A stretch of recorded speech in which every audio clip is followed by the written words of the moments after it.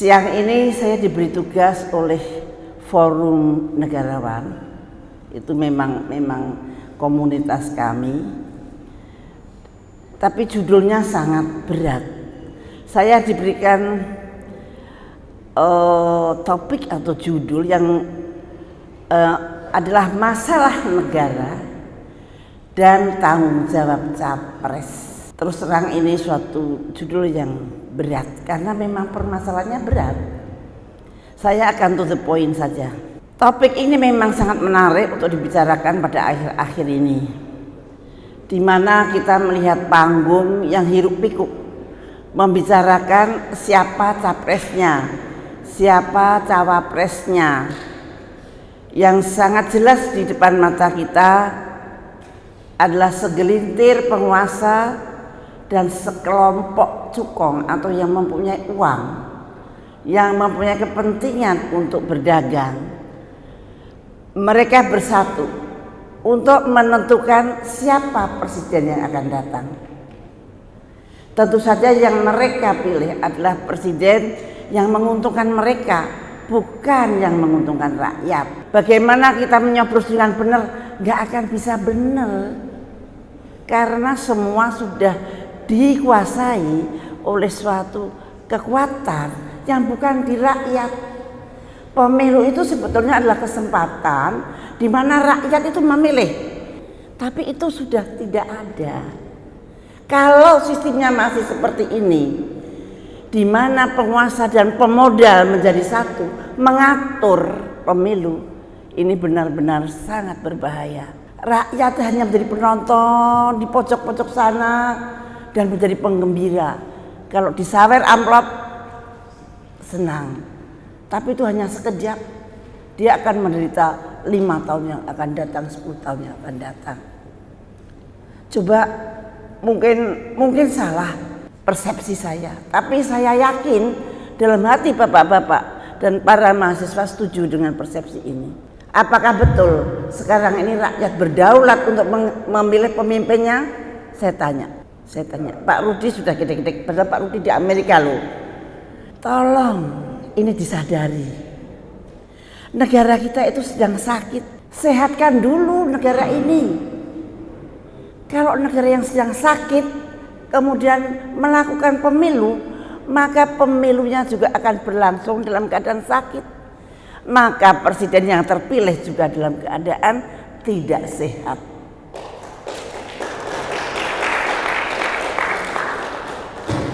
Saya tidak memakai jargon-jargon kebencian atau menyalahkan yang sudah-sudah. Ini bukan keterpurukan sekarang, bukanlah hasil dari 1 orang 2 orang, tapi ini adalah evolusi sejak sudah lama, kemudian berpindah presiden sampai sekarang. Apakah presiden itu salah? Belum tentu. Yang salah adalah sistemnya. Yang salah adalah aturannya. Presiden bekerja untuk rakyatnya berdasarkan undang-undang dasar. Sedangkan undang-undang dasar yang benar, yaitu Undang-Undang Dasar 45 asli yang 18 Agustus 1945, itu adalah untuk kedaulatan rakyat dan keadilan sosial, sudah difermak menjadi Undang-Undang 2002. Lah presidennya yang manut undang-undang yang 2002 dong. Kalau tidak manut malah salah dia. Disitulah berpindahnya Undang-Undang Dasar yang tadinya untuk kedaulatan rakyat dan keadilan sosial berubah menjadi kedaulatan oligarki. Nah ini, kalau sekarang pemilu masih dalam keadaan seperti ini, apa yang bisa kita harapkan? Anda bisa memilih, kemudian nanti kalau presidennya terpilih tidak bisa merubah nasib rakyat, presidennya disalahkan. Ya mesake no presidennya, kasihan yang dipilih itu, karena dia juga tidak bisa berubah, tidak bisa merubah nasib bangsa ini. Kalau tidak bisa merubah dasar-dasar undang-undang yang dipakainya untuk mengelola negara kita yang tercinta. Siapa sih sebenarnya pengelola negara ini? Dia adalah pemenang pemilu. Itu haknya dia dan itu berdasarkan undang-undang sah. Pemenang pemilu inilah yang seharusnya bertanggung jawab. Apakah saya sudah benar apa belum mengelola negara ini? Nah itu, dan pertanggungan jawab itu sebetulnya ada, tetapi dibikin sudah tumpul. Mungkin kalau Anda tidak begitu merasakan perubahan ini, tapi kalau saya sangat merasakan. Karena saya kebetulan menjadi Menteri Kesehatan pada tahun 2004 sampai 2009. Dan perubahan undang-undang itu terjadi pada tahun 2002, di mana prakteknya berjalannya itu pada waktu 2004, Pak. Sesuatu berubah dengan sangat luar biasa. Mungkin saya pernah mengatakan, contohnya karena saya Menteri Kesehatan, contohnya ya di bidang kesehatan. Misalkan rumah sakit asing itu masuk ke Indonesia, itu dulu 49% bolehnya. Tetapi sekarang 100% mereka boleh. Semua. Nah ini nanti kalau apakah dia bisa melawan kekuatan ekonomi mereka yang sudah established dengan 100% di sini. Kalau 49% mungkin masih bisa bagi-bagi untuk rakyat. Nah itu salah satu anomali. Jadi negara kita berlangsung pengelolaannya secara anomali itu semenjak tahun 2002 itu. Jadi bukan mendadak. Saya dengan diam-diam kalau ketemu dengan tokoh-tokoh, dengan jenderal-jenderal, aktivis-aktivis, saya tanya, Pak, permasalahannya negara ini apa? Wah, itu hukum dan pengadilan tidak ada. Oke, ganti lagi orang. Pak, permasalahan negara kita apa? Iya, kita ekonominya kita nggak bisa jalan karena kita utangnya banyak banget. Nah, Pak, itu kesehatan begini-gini. Semua ada, masing-masing berbeda. Saya ingat ketika saya kecil, cerita tentang 7 orang tunanetra yang mendeskripsikan seekor gajah. Satu pegang buntutnya, satu pegang kupingnya, satu pegang belalainya, dan sebagainya. Setelah ditanya, Pak, gajah itu seperti apa? Yang pegang buntutnya panjang, kecil, berbulu. Nah, yang satu lagi, wah gede, bulat, panjang. Yang satu lagi tipis, lebar. Jadi masing-masing melihat secara subjektif. Mereka lupa bahwa permasalahan ini terletak di dalam tata cara berbangsa dan bernegara yang seharusnya diatur oleh undang-undang dasar yang benar. Kalau seluruh rakyat, seluruh tokoh, seluruh orang-orang yang pintar, profesor-profesor lah, dokter-dokter berkumpul, berpikir, ayo kita bersama-sama. Jangan buru-buru deh pemilunya, kita sembuhkan dulu. Yuk kita bikin pemerintahan transisi.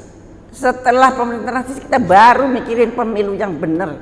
Kita kembali dulu ke Undang-Undang Dasar 45. Ini khayalan saya. Ini khayalan saya. Tetapi saya selalu membayangkan itu yang terbaik. Kalau ini dipaksa pemilu ini, maka tidak akan merubah nasib kita ke depan. Bayangkan yang menentukan presiden terpilih bukan rakyat. Kemudian mereka tentu saja dengan uangnya yang sudah terlanjur keluar untuk supaya memilih pilihannya. Nah itu pasti mereka akan mengambil hak-haknya nanti, utangnya diambil setelah pilihannya jadi presiden. Jadi Mas Bambang tadi bingung mau milih siapa ya Mas Bambang. Nanti yang dipilih ternyata tidak berdaulat Mas. Yang dipilih itu kalau mau membuat kebijakan tanya dulu sama bosnya. Nah presiden juga punya bos. Nah itu ya repot. Seharusnya presiden hanya memikirkan kepentingan rakyatnya. Kapan kita punya presiden yang berdaulat? Kapan kita mempunyai pemerintah yang berkeadilan? Jawabannya ada di undang-undang itu. Sekarang ini saya sendiri sangat gelisah melihat pemilu semakin hari semakin mendekat dan nampaknya tidak akan ada sesuatu pun yang merubahnya. Kemana ini profesor-profesorku? Kemana ini negarawan-negarawanku? Tolong dong, kita berpikir jangan menyalahkan siapa-siapa, jangan memusuhi siapa-siapa. Duduk bareng ayo. Mungkin membetulkan negara ini menjadi negara yang sehat itu jauh lebih penting daripada pemilu. Bukannya saya menolak pemilu, tapi saya pengen pemilu pada negara yang dalam keadaan sehat, bukan dalam keadaan negara yang sakit. Setuju nggak kalau saya bilang negara kita sedang sakit? Benar ya, setuju ya. Ini karena saya dokter, jadi saya tidak bisa mengekspresikan dengan kata-kata yang lain kecuali sehat dan sakit itu. Menurut saya sakit karena kebijakan-kebijakan anomali. Di Batam kemarin tangis menangis karena hak rakyat digusur, tapi rakyat malah digebukin. Lah piye to? Yang gebukin itu melakukan tugasnya yang sesuai dengan undang-undang. Undang-undangnya memang tidak melindungi rakyat, maka menangislah rakyat. Rakyat yang tergusur, rakyat yang tertindas, kalau mengadukan ke pengadilan pasti kalah. Karena pemenangnya adalah menguasai undang-undangnya. Lah kayak begini kalau diteruskan bagaimana? Itu loh. Apakah mau Anda teruskan? Ini cuma rakyat yang kalah. Anda tidak membayangkan kekayaan negara, tambang-tambang itu sudah dimiliki oleh orang-orang maupun orang asing maupun orang kita, sama saja yang menguasai mereka itu. Kalau saya bilang neokolonialisme, tambang-tambang itu mestinya sekian persen diberikan pada rakyat, tapi entah bagaimana permainannya, pasti rakyat nggak kebagian. Apakah kalau Pak Qurtubi pengen banget merubah aturan-aturan Minerba? Batin saya kok baru sekarang, Pak. Ini sudah berlangsung 20 tahun. Baru sadar, baru bangun. Saya menangis sudah 18 tahun yang lalu. Tapi saya sendirian. Saya tidak punya partai, saya tidak punya komunitas, jadi nabrak-nabrak sendirilah ceritanya. Nah itu saya hanya mengikuti nurani saya, apa yang saya jalankan. Tidak ada bayangan sedikit pun kecuali untuk kesejahteraan rakyat yang saat itu saya menjadi pembantunya seorang presiden. Kemudian saya menjadi Bantimpres. Di situ saya mendengar hal-hal yang mengerikan. Bagaimana pulau akan disewa sekian puluh tahun bahkan 100 tahun. Ada pulau sana, lu kenapa kok disewain? Karena kita tidak punya uang lagi katanya. Mengerikan apa enggak? Nah itu saya semakin mengerti permasalahan negara ketika saya menjadi Bantimpres. Pada waktu jadi Menkes saya merasakan betapa sakitnya saya mempertahankan hak-hak rakyat. Dan ketika menjadi Bantimpres saya tahu, oh begini toh, oh begini. Dan sekarang ini saya betul-betul meyakini bahwa negara ini harus sehat dulu. Bagaimana ini para negarawan, bagaimana tokoh-tokoh. Jadi saya mohon untuk berpikir dan betul-betul berpikir Profesor Yudi, ayo PR untuk Anda loh ya. Betulkah Anda butuh pemilu? Betulkah kita perlu pemilu? Betulkah kita perlu mendapat presiden dari pemilu dengan sistem yang seperti sekarang ini? Kan itu menyesatkan sebetulnya. Ayo kita bergerak yang smooth, bukan menyakiti dan saling menyakiti. Bagaimana caranya? Saya sendiri nggak tahu.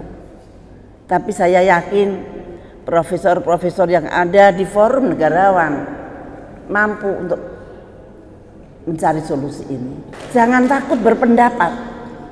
Jangan takut mempunyai suatu pandangan. Pendapat dan pandangan kita adalah untuk keselamatan bangsa dan negara. Jangan ikut-ikut arus.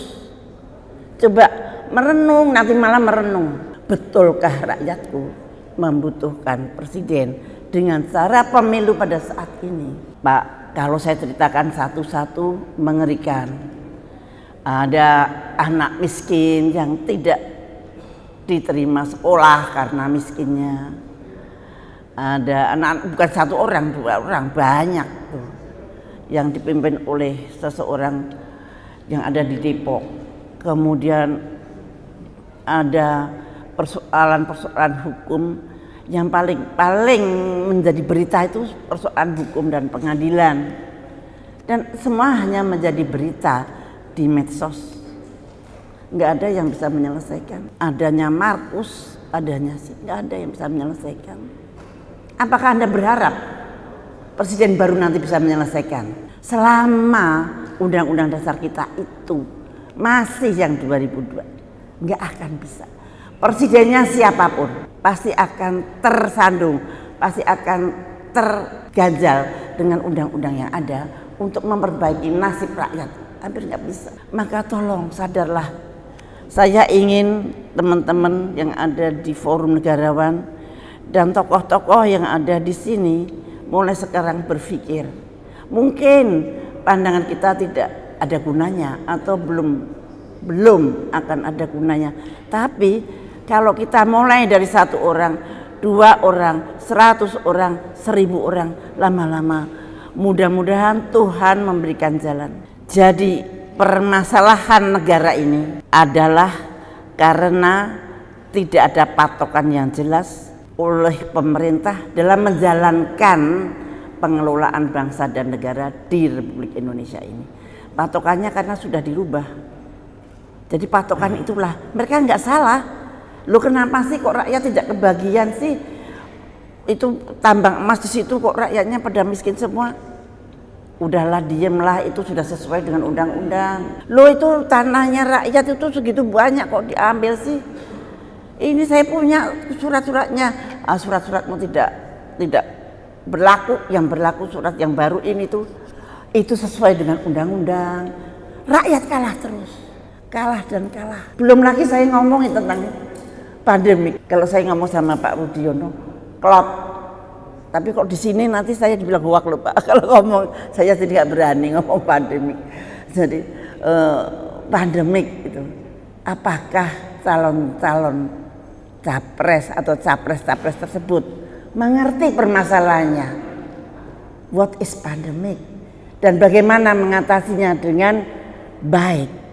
Walaupun Indonesia sekarang mendapat nama yang hebat banget bisa mengatasi COVID dengan baik, tetapi nyatanya pasca COVID kita menderita enggak? Ekonomi berantakan, berapa yang di PHK, berapa yang cerai karena suaminya kehilangan pekerjaan, berapa, waduh, kerugiannya nggak bisa dihitung lagi. Dan pada suatu saat saya menjadi panelis di TV One, yang saya panelis itu adalah panitia capres, dan pertanyaan saya tentang pandemik, mereka nampaknya belum siap. Apa tidak ngeri? Padahal dunia sudah mengumumkan bahwa tahun 2024 atau 2025 akan ada pandemik yang lebih dahsyat daripada COVID kemarin. Tapi apa yang mereka persiapkan? Tanggung jawab siapa ini? Nah itulah. Jadi ini saya singkat saja bahwa permasalahan negara itu sebenarnya adalah satu titik. Marilah titik itu kita samakan, kita fokuskan, kita kembali ke Undang-Undang Dasar 45 untuk mengatur berbangsa dan bernegara dengan baik. Saya hubungin teman-teman yang tokoh-tokoh lah, ada aktivis, ada ini, dan semuanya ambiar. Persepsi melihat permasalahan bangsa ini masih terpecah. Selama ini masih terpecah, masih jauh panggang dari api untuk kita mengatur kehidupan bangsa dan negara ini ke depan lebih baik. Kita tidak mempunyai harapan dengan sistem yang seperti sekarang ini. Apakah kita rela Indonesia akan hilang? Karena lama-lama habis kita. Nah, ini adalah momentum untuk kita kembali. Siapapun presidennya, kalau tidak mengerti permasalahannya, maka perbaikan masa depan bangsa dan negara tidak akan tercapai. Dan saya tidak tahu siapa kira-kira yang mengerti permasalahan ini dengan sebenarnya. Nah, tujuan kita, ayo kita bangun bersama-sama. Jangan sampai negeri ini salah arah. Ini sudah momentum yang sudah sangat, menurut saya ini momentum kita untuk menjadi baik. Maka jangan gegabah atau jangan sekedar ikut-ikutan. Anda semua profesor-profesor, elit-elit, tokoh-tokoh semua, tolong berpikirlah dengan akal sehat. Nah, mudah-mudahan saya hanya bisa berdoa, mudah-mudahan Allah Subhanahu wa taala memberikan petunjuk yang sebaik-baiknya pada para elit yang sekarang bisa mengatur negeri ini. Dan mudah-mudahan kalau toh Tuhan memberikan atau berkenan untuk merubah bangsa ini, mudah-mudahan segeralah dirubah. Nanti pemilunya setelah pemerintah transisi itu benar-benar ada, dan pemerintah transisi itu oke saja, siapa yang megang monggo, yang dari lama, dari baru, semua mungkin yang berwarna lah, bersama-sama duduk untuk membetulkan negara ini ke depan. Kembali ke Undang-Undang Dasar 45, atur pemilu dengan cara yang sehat, itu aja. Itu pesan saya. Wassalamualaikum warahmatullahi wabarakatuh.